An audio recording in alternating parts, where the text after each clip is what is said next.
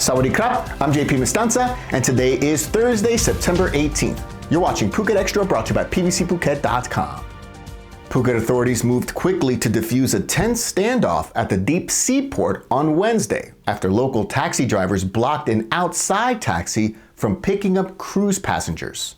The incident began around 3 p.m., just moments after the cruise ship Genting Dream arrived with roughly 4,200 tourists. About 60 community taxi drivers formed lines at the entrance, checking vehicles and allowing only their own group to collect arrivals.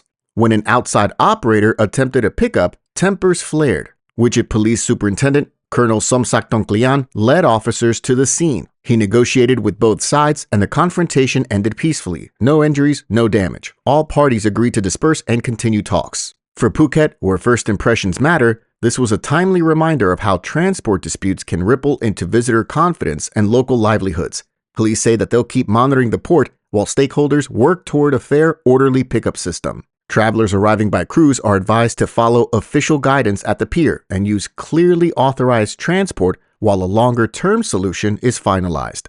For more, visit thephuketnews.com.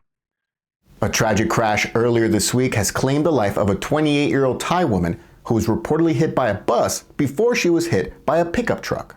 Police say it happened around 4:50 a.m. on Monday on Thepkrassatri Road in Koh Keo, near a Mobile petrol station amid heavy rain and poor visibility. According to the initial investigation, a tour bus on the Sungai Kolok Phuket route, driven by 54-year-old Anupong Srikeo Chang, was pulling out of the station when a red motorbike ridden by Sudida Chayot collided with the bus. She was thrown onto the roadway and was then hit by a Nissan pickup truck driven by 19-year-old Prontep Kongtong.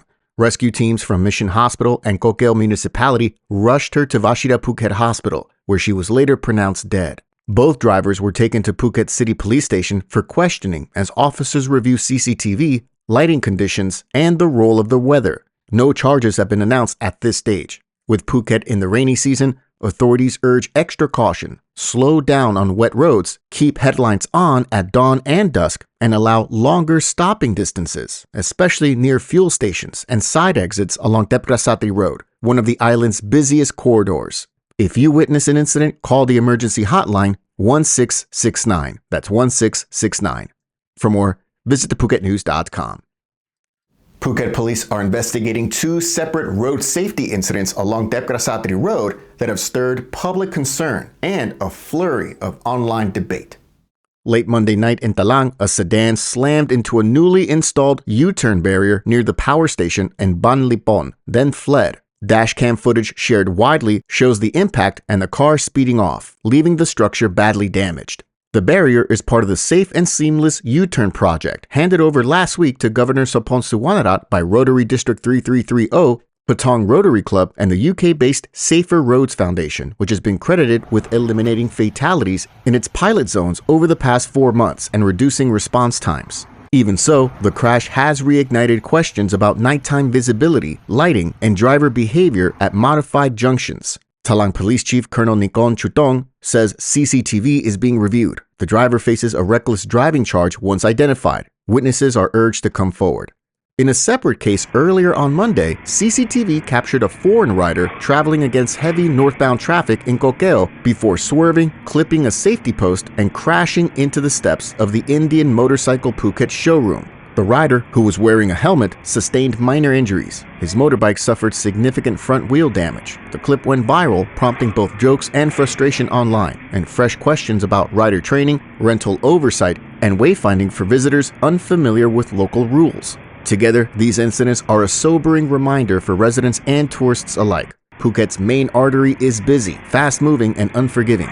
Police and road safety partners are asking drivers to slow down, obey lane directions and U-turn signage, and report hazards. For more, visit thephuketnews.com.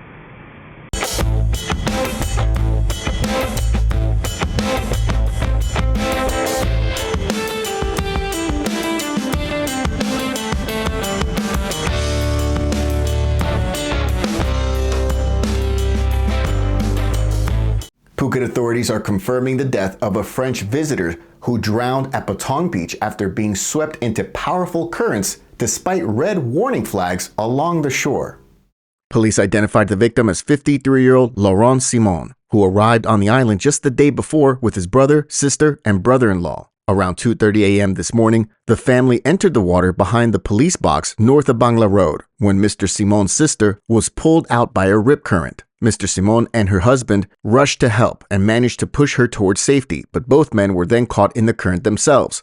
Rescue teams brought all three ashore and transported them to Patong Hospital. Mr. Simon was pronounced dead on arrival. The brother-in-law remained under resuscitation efforts, while the sister survived. Patong police have recorded the case and are assisting relatives with documentation for a death certificate.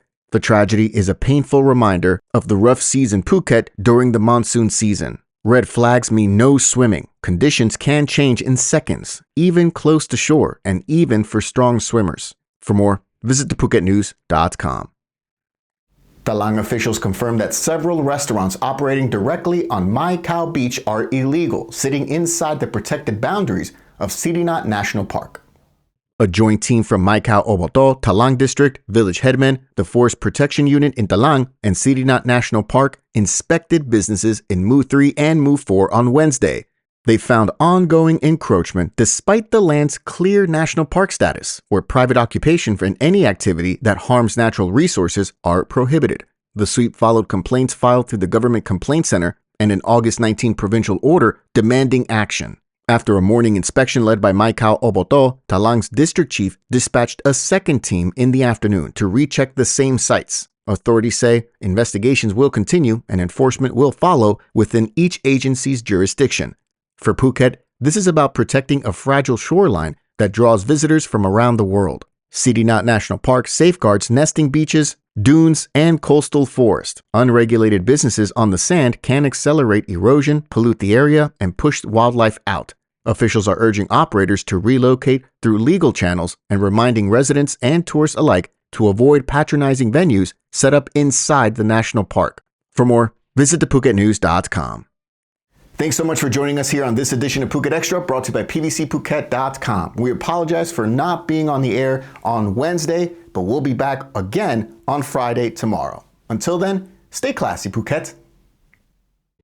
Phuket's rapid modernization has made it one of the world's premier holiday destinations. Investors can still buy quality condominiums for as low as $75,000, and luxury properties can go all the way up to $20 million. Condominiums in Phuket are a safe, secure bricks-and-mortar investment offering foreigners freehold ownership.